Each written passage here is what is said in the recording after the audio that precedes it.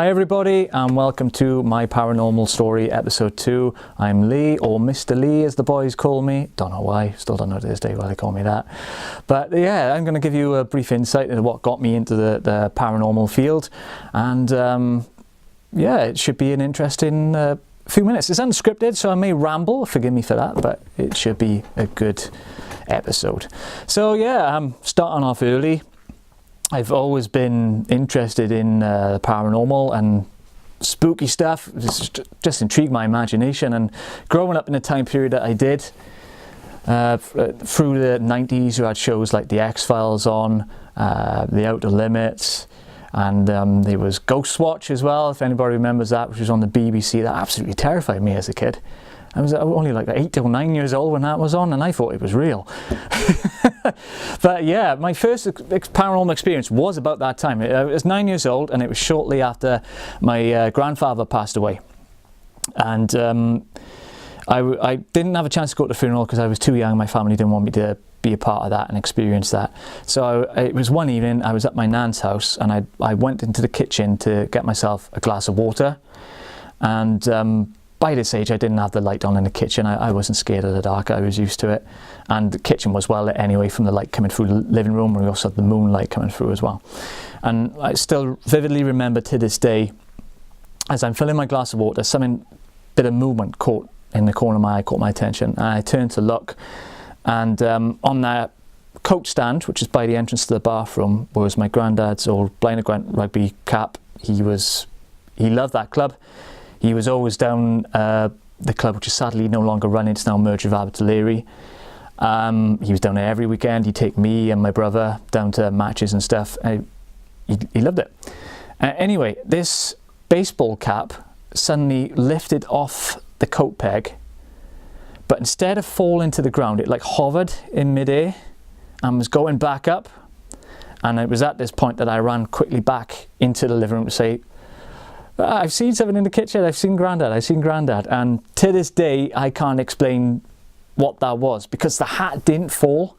It was if, putting it into, context maybe, as if he was coming out to the bathroom and was about to put his cap on, put his coat on, and then go back out, to see the game or something like that. And to this day, I can't explain that. Whether it was the product of my 9-year-old imagination, still going through the grieving process, I don't know. But that made me think, it could be something interesting there to follow. And all through my teens and that, as I said, I read books on the subject, TV shows, radio shows, all that kind of thing. I loved it. And then going to the 2000s, you had shows like Most Haunted, when they were good. I've got my thoughts on that. That's for another video. And yeah, watching stuff like Ghost Adventures were an inspiration on us, because if you know us, we started off as Toast Adventures, which is a parody on that name.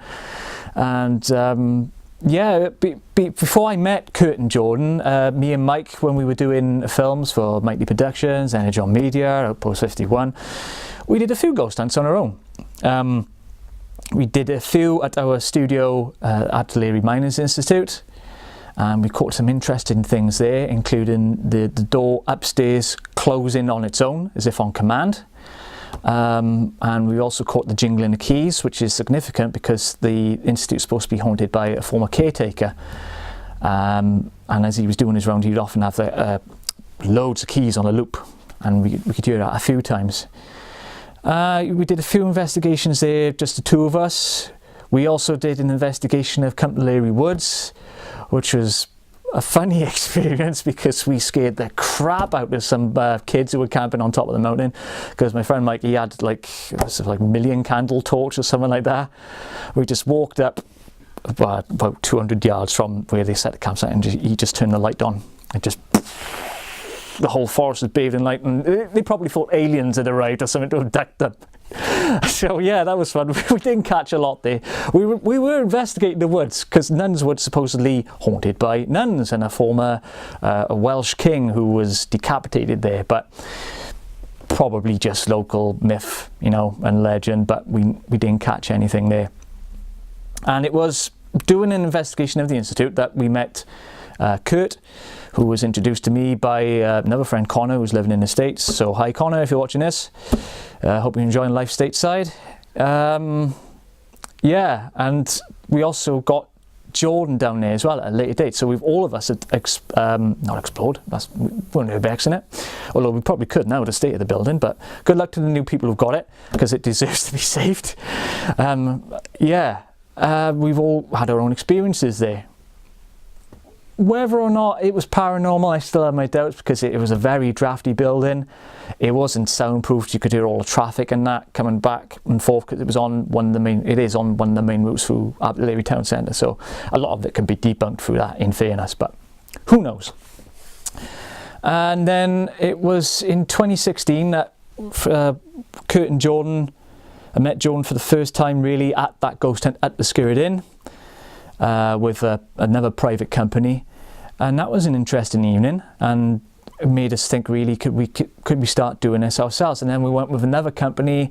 We did Drakelow Tunnels, we did can't think of what it's called now, all 4 crosses in Cannock. Done a few things with them, and we met some friends along the way, and we're staying in touch with those to this day. So thanks for watching, and thanks for all your support for that.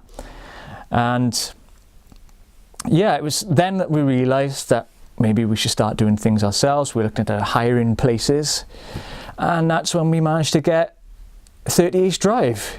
Now, 30 East Drive is one of the most haunted locations, so they say, in Britain. And it was an interesting place. This is where we caught our best evidence we've ever caught so far, in the child's voice through in the bedroom saying, "What you doing here?"